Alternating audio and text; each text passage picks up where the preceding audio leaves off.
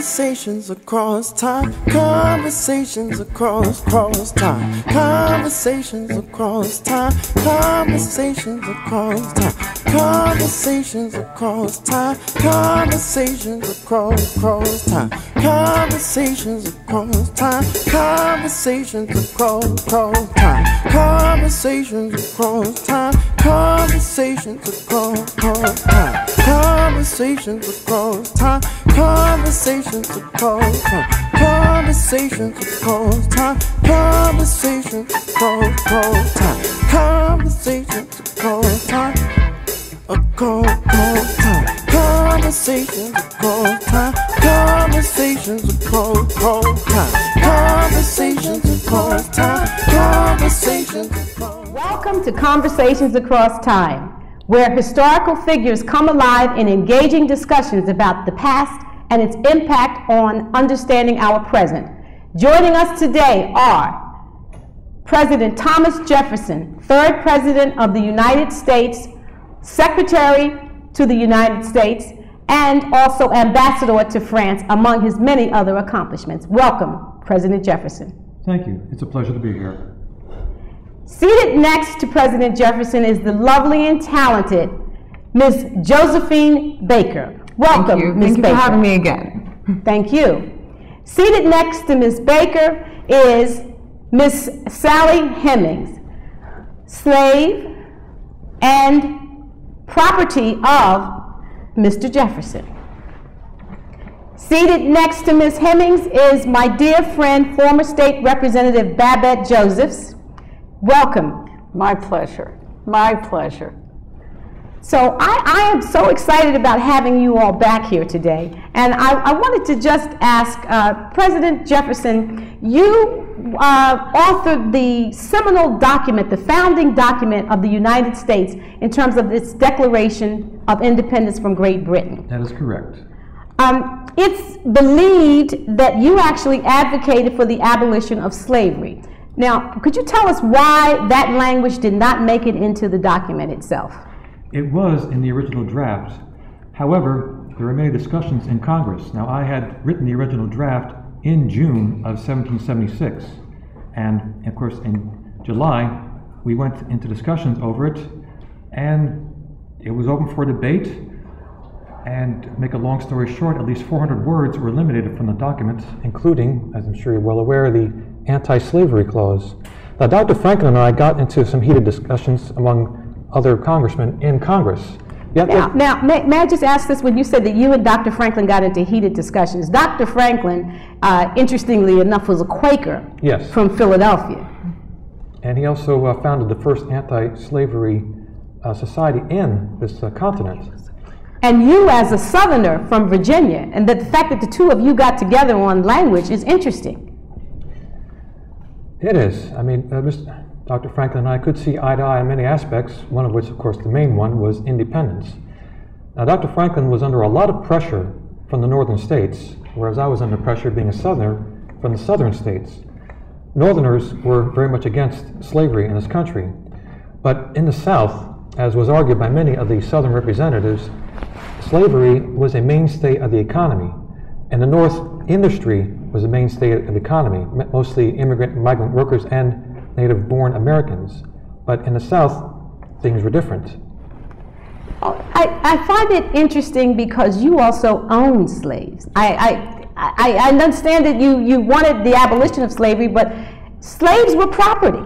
So would not the abolition of slavery have meant a sizable impact on your finances? It would have indeed. Bear in mind that many of my slaves I did not purchase at first. Many of my slaves were inherited, both from an inheritance of my own family, as well as my wife Martha. She also inherited many slaves. So there's a lot of responsibilities to be taken care of, both in the keeping of the slaves and also the maintaining of the farms. So, I understand that you inherited those slaves, or at least your wife inherited those slaves. Yes. But it seems to me that there should have been some question that you pursued even more than the fact that you owned slaves and you inherited these slaves through your wife. I mean, for instance, what kinds of things did you do for your slaves? They had to be kept, they had to be cared for, and so forth. Like horses. Right. I'm sorry. No, I think that's a fair I statement. completely agree. I'm kind of interested in the fact that, quite rightly, you said, although it didn't make it into writing, that slavery would condemn this American country to many, many years of misery and division. But on the other hand, a lot of your writing and a lot of things that people have said about you seem to say that you really thought that Africans were not, they were inferior to Europeans. And I have a lot of trouble trying to reconcile your interest in ending slavery with the fact that you thought that people with dark skins were inferior. Bear in mind, up until that time, even in modern times, in many cases, there was no fully organized government in the jungles of Africa, whereas in the European countries, there are organized systems of government. One can make an argument there is no organized government in the United States right now, and you could certainly win a few points on it. I don't know that makes us inferior to other countries, but maybe it does. Actually, in some ways, some countries do still view us as inferior, even though we are the greatest power on earth right now. But getting back to the point, seeing how blacks were in this country at that time, where they had been a slave race, how could you possibly view them as equal when they were brought up in a slave mentality?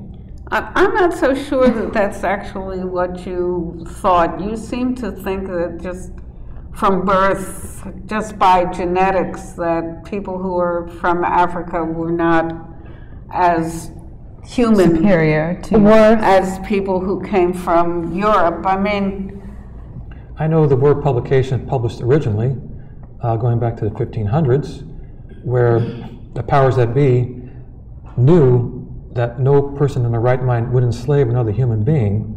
So pamphlets were printed up and distributed with these, shall we call them, explanations as to how the Africans could not possibly understand the concept of freedom due to the smaller size and different shape of the head. Now, I want you to explain, because first of all, yes. Yes. what's important for the audience to know, Yes. you're a scientist, and certainly this is what you're speaking of now is not accepted science. So I'm trying to understand how you, as an intelligent man, could even sit here and tell us that the slaves shouldn't be free simply because they weren't.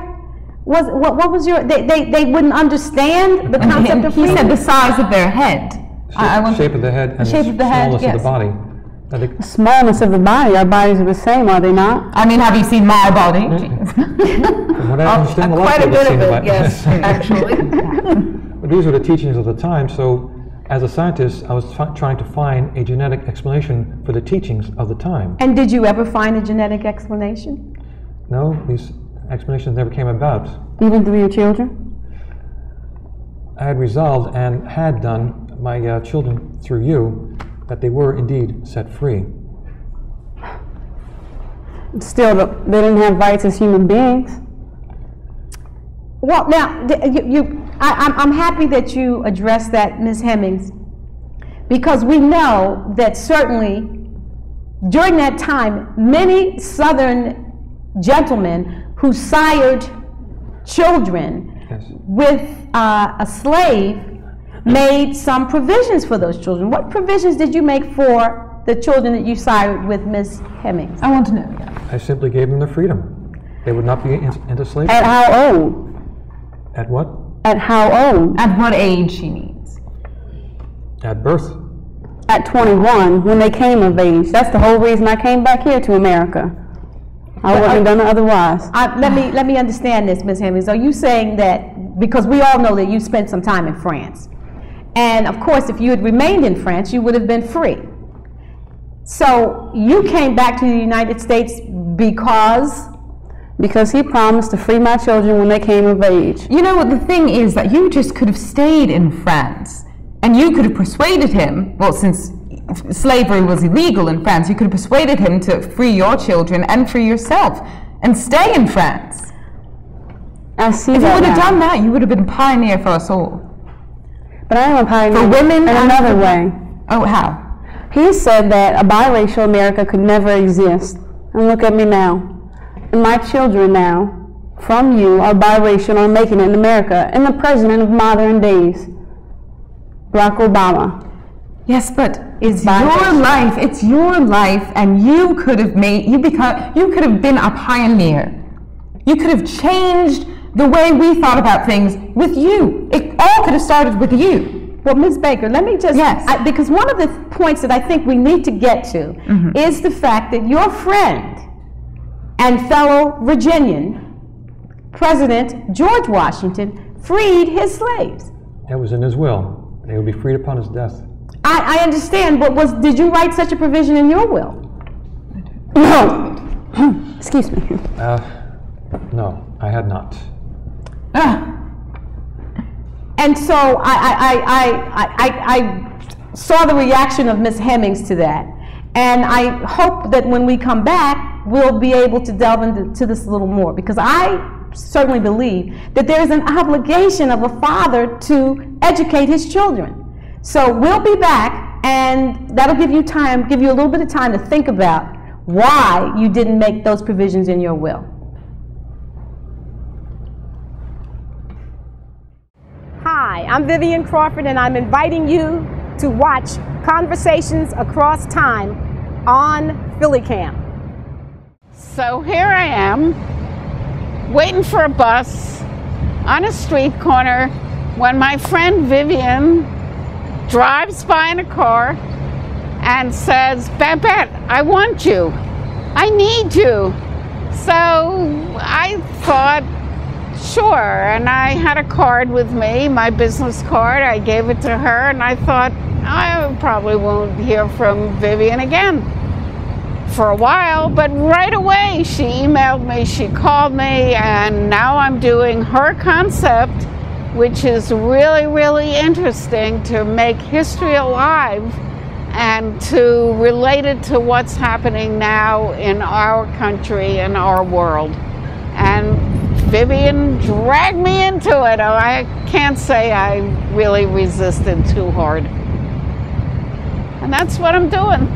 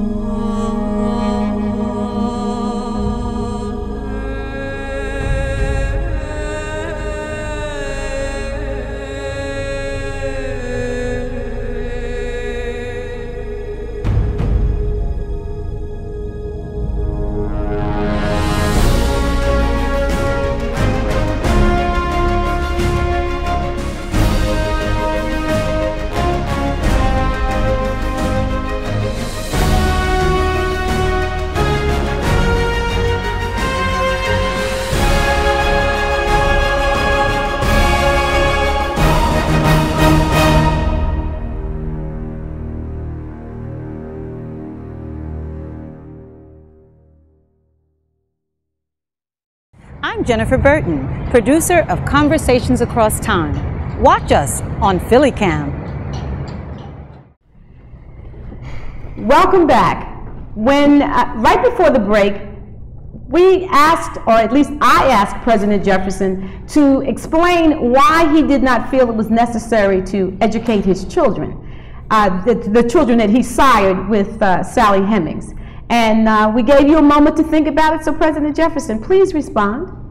They were free to roam society, therefore they were free to find their education on their own. As free people, they had the right to do this. Yet you didn't make any provisions to send them north to go to university? No, no. Well, no, that's your answer. That's your answer. University, of course, is expensive, but... Yeah, but you were rich.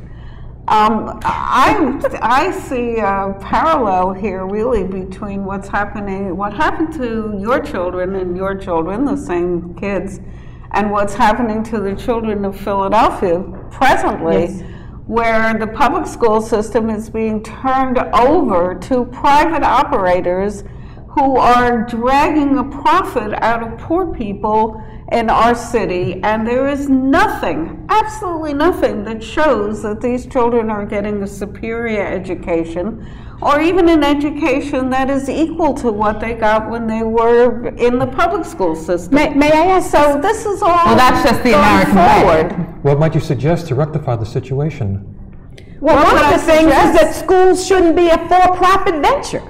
All right, I agree with that. What should happen in Pennsylvania is that the state government should live up to its constitutional duty to fund the local schools up to 50% of what they need to be funded.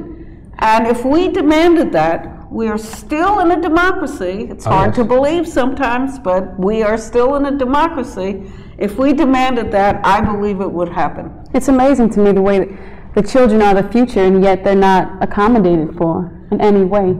Is it possible, Mr. Jefferson, you've articulated something that's really surprising to me, and that is that you at least were a part of, or at least gave some credibility to the notion that Africans and people of African descent were not equal to people of European descent. Now, given that, yes, what we see today is precisely what Babette Joseph has just mentioned, and that is that for some reason today we have people who are in charge of government, in charge of public schools, in charge of whether or not children are educated, who seem to have a lot in common with your notions of African Americans, in that we know within the public school system in Philadelphia that the population is primarily African American. They seem to have bought into your theories.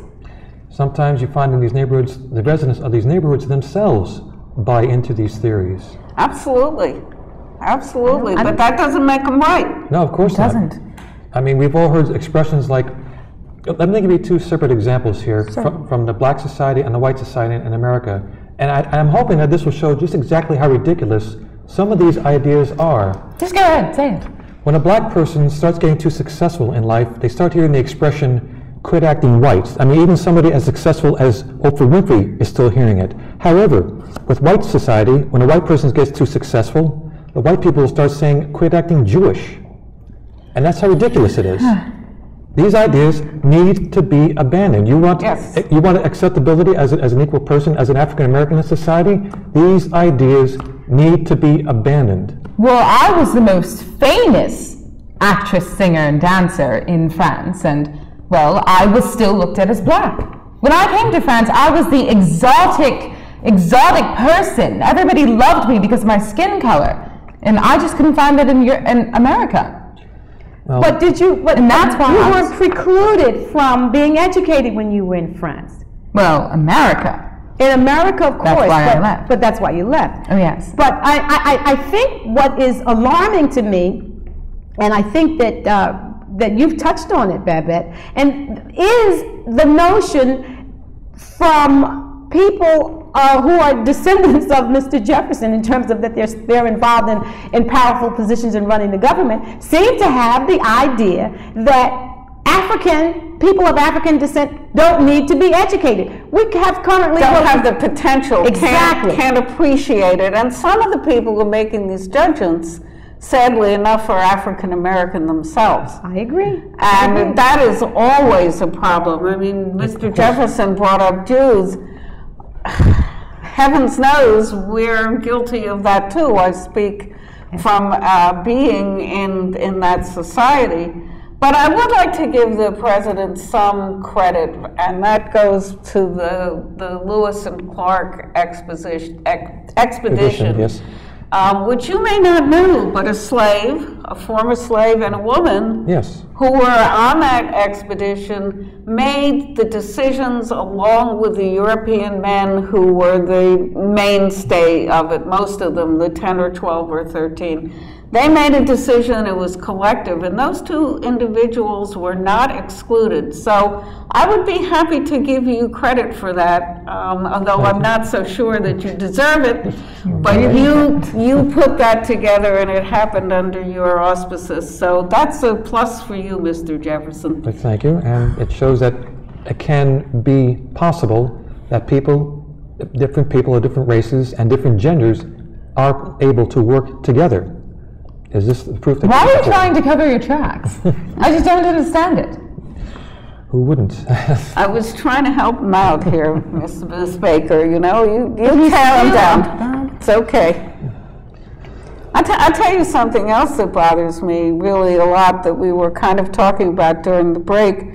The two cities that have failed in this country are predominantly African American cities, New Orleans and just now Detroit. Yes.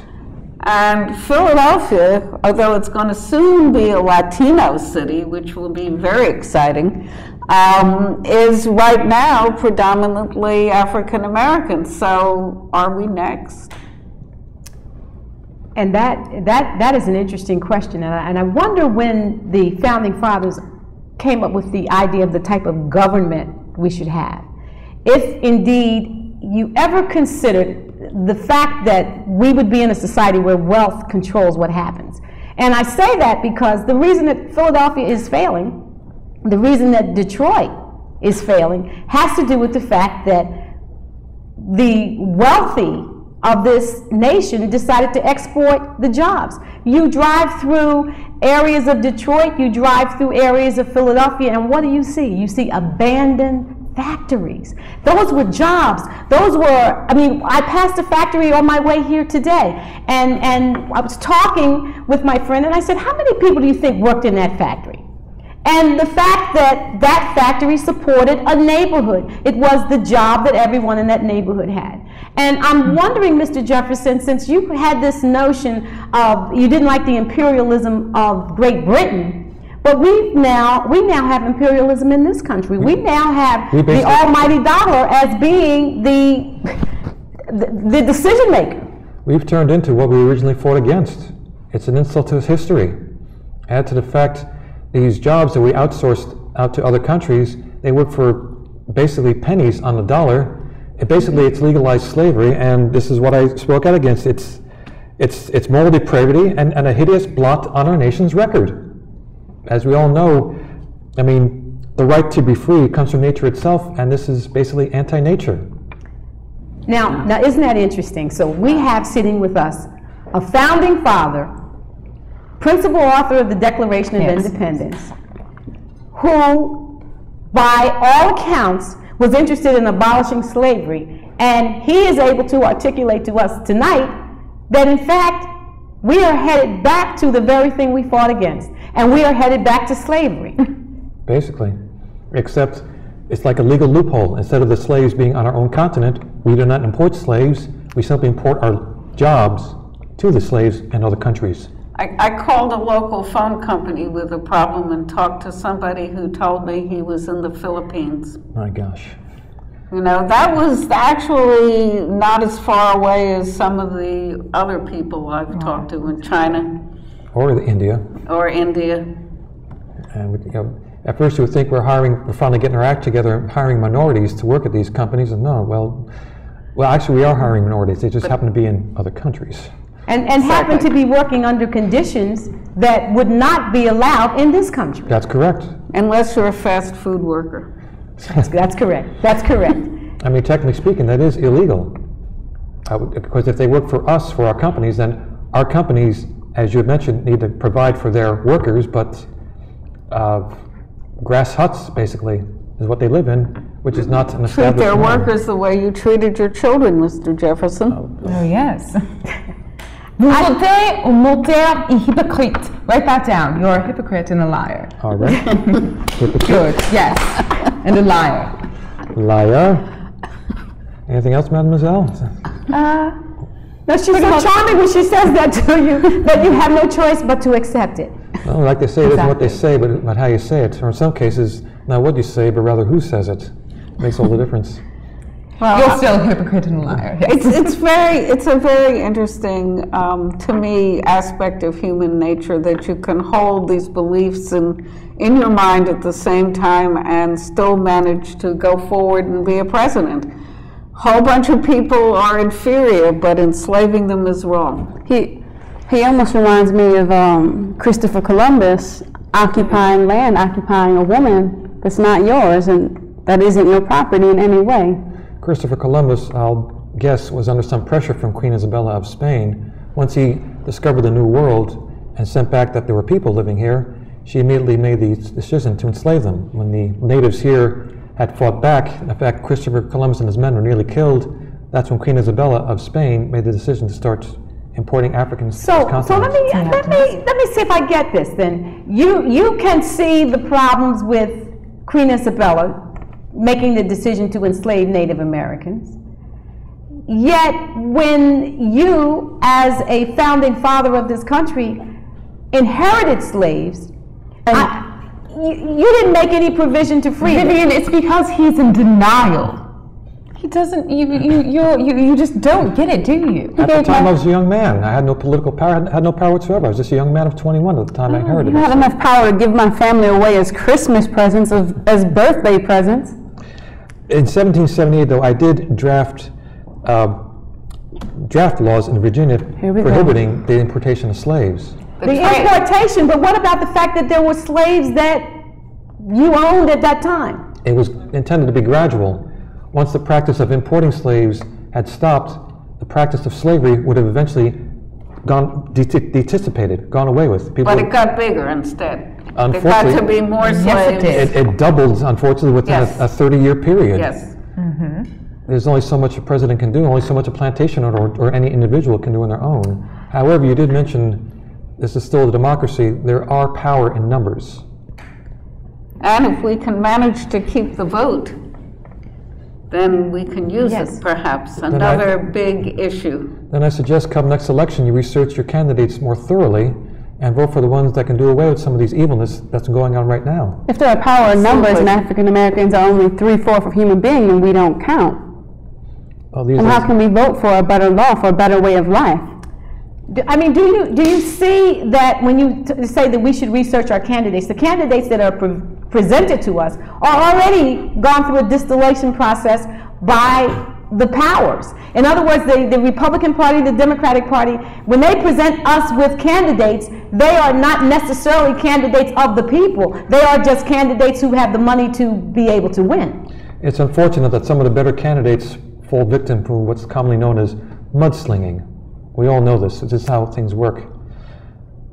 There is such a thing as grassroots organizations, independent powers. People can work around the rules. They can work around the status quo. They can find out things. And I want to thank you, President Jefferson, for at least coming around to our point of view to say that, in fact, maybe there's something that can be done. I know we have much more to talk about. I don't think we'll ever be able to resolve the issue in terms of the education and the fact that African Americans are generally just gone, they're put through the school system, but it's a school system to prison pipeline. So that's something that is cause for much debate. But I thank you for joining. I thank you for you being here, Ms. Baker, Ms. Hemings, and Babette, as always, it's always a pleasure to see you. And I want to say to our audience, I hope that you were enlightened today. I hope that you were empowered by the conversation that you heard today. Because remember, Conversations Across Time is here to entertain, but it's also here to educate. And I hope that you were educated tonight. Thank you so much for joining us. We'll see you next time. Conversations across time. Conversations across time. Conversations across time. Conversations across time. Conversations across time. Conversations across time. Conversations across time. Conversations across time. Conversations across time. Conversations across time. Conversations across time. Conversations across time. Conversations across time. Conversations across time. Conversations across time. across time. Conversations across time. Conversations across time. Conversations across time. Conversations across time. Conversations across time. Conversations across time. Conversations across time. Conversations across time. Conversations.